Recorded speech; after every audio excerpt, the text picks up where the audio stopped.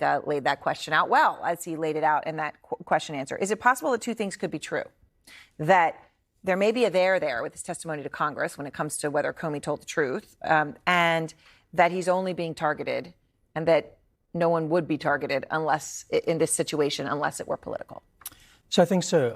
And there could be a there.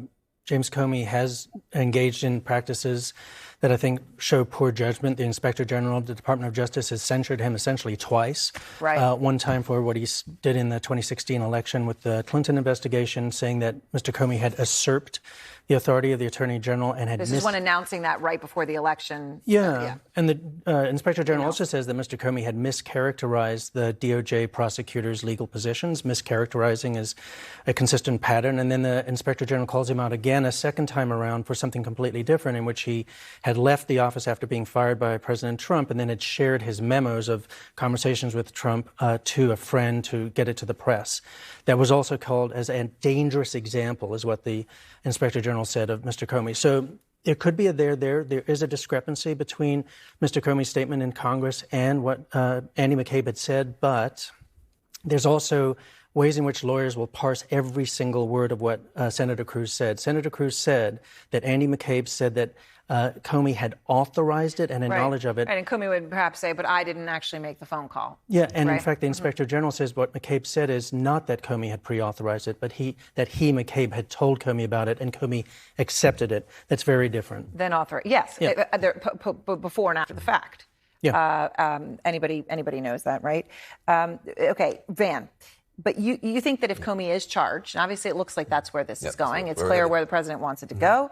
But you think that this could backfire on Trump big time? Yeah, look, I mean, I think that what you just saw with Jimmy Kimmel is that people are starting to defend the system. Look, I don't like Comey. No Democrat likes Comey. We see Comey as a person who threw a banana peel in front of Hillary Clinton right before she could have stopped this whole thing back in 2016. So he's no Democrat's favorite anything.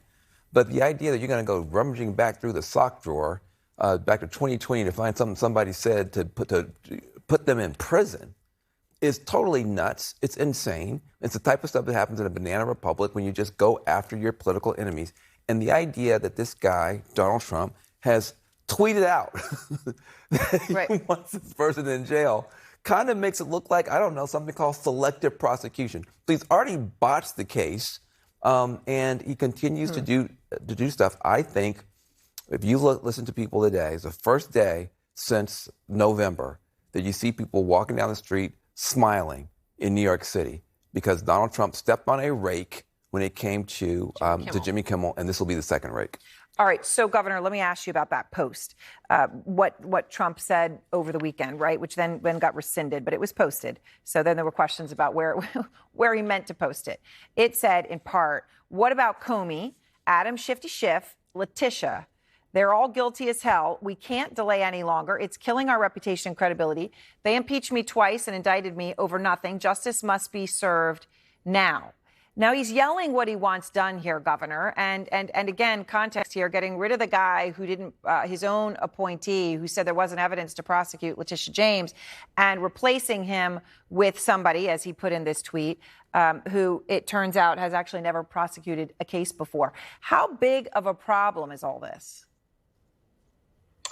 Well, I think if it actually goes to a trial and there's a jury, that type of political pressure will be a major defense for whoever gets charged here, Comey or McCabe or others along those lines. But I think, Aaron, you said something very poignant a couple minutes ago, which is more than one thing could be true at once. It's pretty obvious, well, it is obvious that President Trump is pressuring the prosecutorial system to bring charges against these people. That's, I think, obvious. But number two, that may also be true that Comey engaged in inappropriate or illegal behavior, as alleged. And so just because it's political doesn't mean he didn't do it and he might be guilty. What do you say to that, Ryan?